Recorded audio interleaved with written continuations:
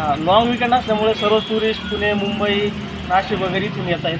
बरोबर. पण गावाचे रस्ते थोडेसे नाजूक असल्यामुळे बोळी टाईप असल्यामुळे 2 गाड्या एकाच वेळेस जात नाही. तर बघू शकतो की हार्श वेळी ती ट्रॅफिक जाम करून टाकली गावात. आता हे तुम्हीच हे केलं ना, क्लिअर केलं ना? हो, म्हणजे हे प्रशासनाला करतोय की निघेल लवकरच.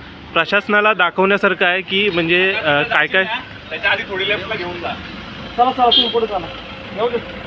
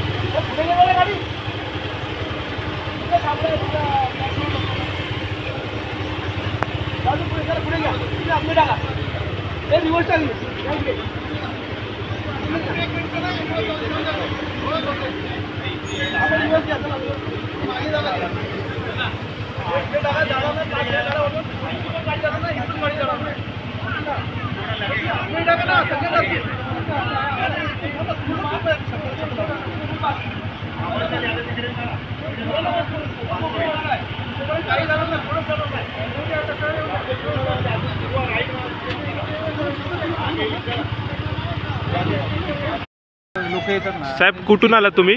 पुण्यावरून बापट. आणि काय इथे प्रॉब्लेम आता चालू आहे सध्या? एवढी प्रॉब्लेम काय काय लोकांना समजत नाही. स्टेट काय काय लोकांना समजत नाही. बरोबर. याचं काय ते दुसऱ्यांना त्रास देतात. बरोबर. कसं जायचं काय ते कळत पण नाही ना. आता आम्ही सांगतो की तेव्हा तरी कोणता थांबा. आणि ट्रॅफिक बद्दल काय बोलाली ह्या रस्त्यात? एवढी जाम होती ना.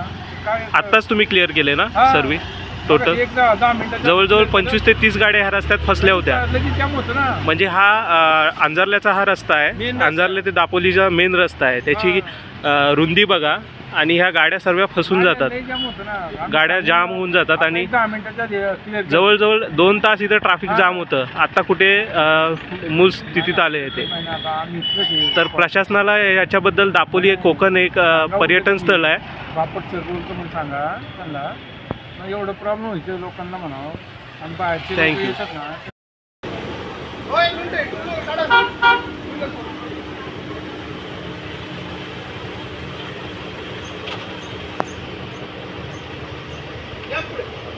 मागे गेला सगळं लागेल.